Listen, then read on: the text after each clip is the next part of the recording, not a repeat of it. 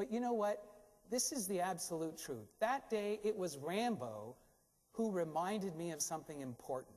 And I think it's what Jeremiah was trying to say to the people of his time, which is this. When you get so caught up in your own little world that you can no longer see, that you can no longer,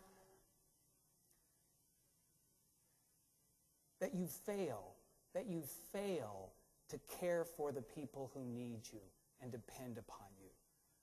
When that happens and you're so caught up in your own world that happens, there will be regrets.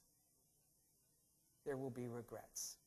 And fortunately, we have a God who is always giving us new opportunities to rediscover and share his compassion and love. And today is a good day to remember that, because as some of you may know, Christ the King Sunday is not only the day that we sing about and celebrate Jesus as Lord of Lords and King of Kings, but it is also the very last Sunday of the church's year, the lectionary year, the last Sunday.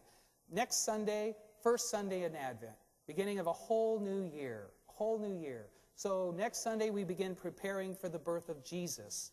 And then into the winter we celebrate that. And then as we move into spring, we'll focus again upon, as the gospel for today indicated, his death upon the cross, and then his resurrection from the dead. And as we go into the summer, it'll be the coming of his Spirit and the creation of his church. In other words, we will again have another opportunity, many of them, to live out our calling. And this morning, Jeremiah uses that imagery to say to us that our calling is this: to care for God's flock, to feed his sheep, to welcome those who just have gotten lost, who've lost their way. And this we all know to be true if we've been living out our faith even for a little while, which is this: it's not always easy.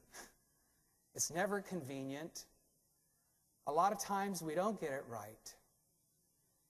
And that's why we're so fortunate and blessed. That's why we can take comfort in knowing that the Lord is our shepherd. And that by his grace and through his Spirit, there will be times when we do get it right. And there will be times when we do walk in paths of righteousness for his name's sake, and not just for his sake, but for the sake of the people who need us. And so this morning, as you think about the fact that you have been called also to share in this,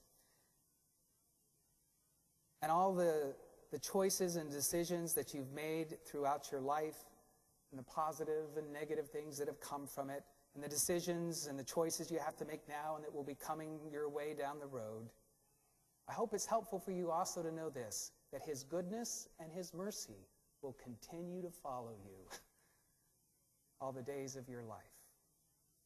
Amen.